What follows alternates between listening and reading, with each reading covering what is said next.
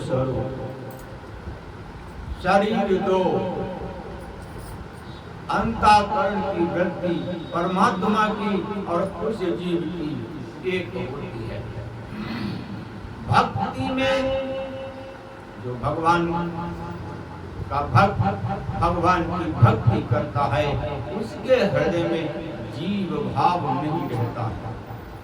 जीव भाव में काम, क्रोध, मद, लोभ, ईर्ष्या, द्वेष से संबंधित जो इस जीव के हृदय में भाव बनते हैं, भक्त के हृदय में वो भाव नहीं बनते।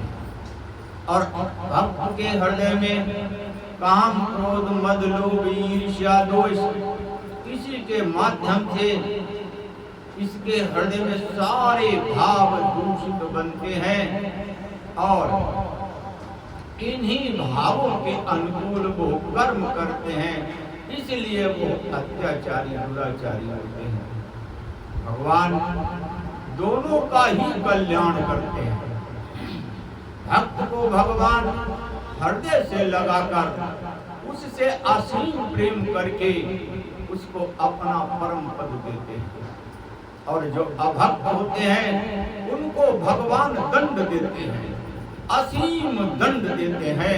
उसके अपने कर्मों का ही फल उसको भगवान दंड के रूप में भयानक से भयानक, जैसा उसका कर्म वैसा उसको दंड देके और फिर उसको भी भगवान अपनी जब लीला करते हैं तो उसको भी मुक्ति प्रदान करते हैं। भगवान की करुणा, भगवान का प्रेम हर जीव के लिए होता है। एक को गले लगा के भगवान उसको अपने हृदय में बिठाते हैं और फिर उसको मुक्त करते हैं। इस आवागमन में न कभी वो मृत्यु को प्राप्त हो और न ही वो कभी जन्म ले, हमेशा के लिए वो जीव शांत हो जाए और भगवान के चरणों में सदा स्थान प्राप्त। भगवान जैसा प्रेम, भगवान जैसा इच्छा वाला जीव कैसे हो सकता है।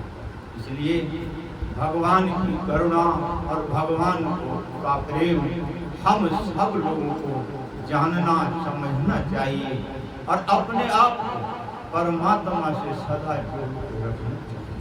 देखो जिन्होंने भगवान से प्रेम किया, देखो वो कहां तक पहुंचे। एक माँ अनुसुईया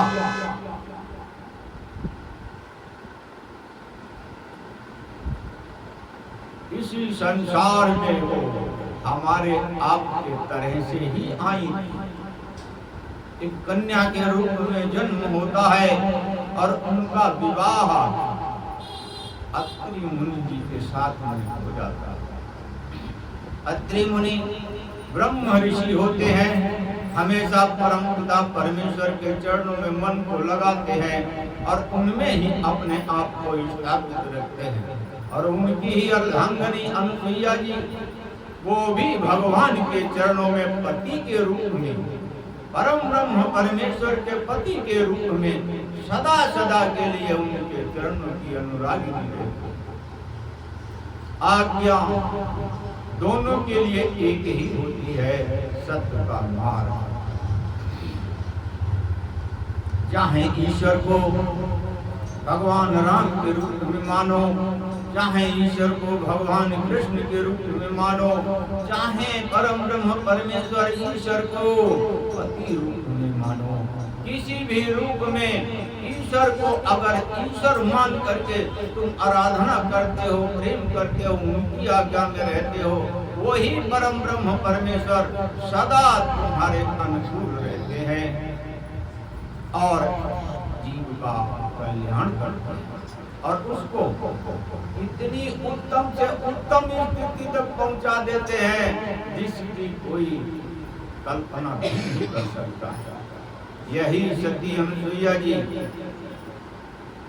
परम पिता परमेश्वर की आराधना में सदा लीन रहती थी।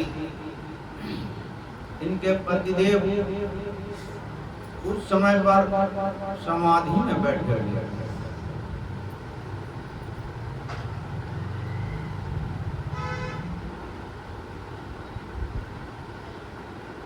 भगवान देखिए अपने भक्त को किस तरीके से उसका प्रचार करते हैं। भगवान जब अपने भक्त का प्रचार कराते हैं तो वो ये नहीं सोचते हैं कि इसका प्रचार कितना हो। भगवान के द्वारा जब भक्त का प्रचार होता है तो 14 भुवनों में डंका पीटता है, और ऐसा नहीं पीटता है। सृष्टि बनती रहती है, सृष्टि प्रभु जी में लीन होती रहती है, और उसका यश हमेशा गाया जाता है, जिसका यश भगवान गवाते हैं। अनुसुईया जी के सतीत्व को जब परम पिता परमेश्वर ने देखा कि चरम सीमा पे ये मेरे चरणों का स्मरण करती है, तो क्यों न मैं इसका यश हमेशा के लिए यशस्वी रूप में संपूर्ण संसार में प्रदान कर। भगवान की इच्छा हुई, नारद जी गए, जा रहे थे। त्रिदेवियां लक्ष्मी जी, पार्वती जी और शारदा मां आपस में मंत्रणा कर रही थी। नारद जी ने अनुसुईया की सतीत्व की चर्चा उनके सामने कर दी। सतीत्व में माँ लक्ष्मी जी, माँ पार्वती जी, माँ सरस्वती, ये परम ब्रह्म परमेश्वर के अवतार माँ के रूप में है। कोई कम नहीं होता है, कोई ज्यादा नहीं होता है। ये तो भगवान किसी को कैसी प्रधानता प्रदान करें, ये तो प्रभु जी की इच्छा होती है। सतीत्व की बात जब परम पूजनीय नारद जी ने उन तीनों देवियों के सामने रखी तो मन में विचार हुआ कि सतीत्व को जानना चाहिए कि कहाँ तक उनकी स्थिति पहुंची है। ये जानने के लिए ब्रह्मा विष्णु महेश्वर से चर्चा हुई। उन्होंने भी देखा कि परमात्मा की जो इच्छा है, हम सबको उसके अनुकूल कार्य करना चाहिए।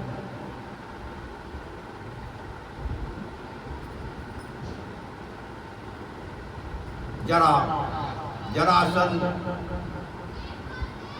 या अन्य राक्षसों की मृत्यु का भी जब परमपिता परमेश्वर प्रेरणा देते हैं, तभी ये प्रभु जी की इच्छा से उन अधर्मियों का नाश करते हैं, और उन्हीं की इच्छा से सतीत्व का ऐश्वर्य कैसे प्रभावित हो, ये भी उन्हीं की इच्छा से है। देवों ने विचार किया कि यह शुभ कार्य प्रभु जी की सेवा है, क्यों नहीं इसको किया जाए। तीनों देव वहां से आए हैं, अपनी झोली में कंकड़ पत्थर आदि सब कुछ रख लिया, क्योंकि ये बात थी कि अत्रि जी के आश्रम से कोई भी अतिथि भूखा प्यासा नहीं जाता था। इसकी चर्चा भी तीनों लोकों में थी। तीनों लोगों की चर्चा कैसे होती है? किसी भी जगह की, किसी भी साधक की, किसी भी तपस्या की चर्चा कैसे होती है जानते हो? जो अकेले में भगवान का स्मरण करता है, संसार को जो जनाता नहीं है, संसार को जो बताता नहीं है, उसकी तपस्या, उसकी साधना की चर्चा ब्रह्मलोक, देवलोक और विष्णुलोक में होती है।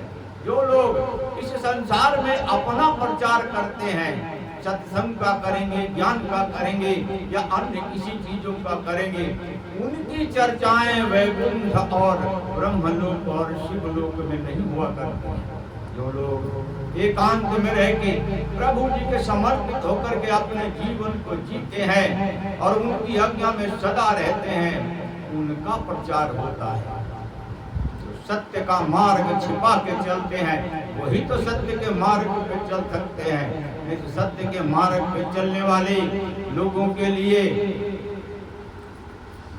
सत्य का मार्ग पथ भ्रष्ट हो, इसके लिए दुनिया के लोग खड़े होते हैं। उनसे बचने के लिए छिप करके ही चला जाता है। आए आश्रम में एक ब्राह्मण आश्रम का ही था।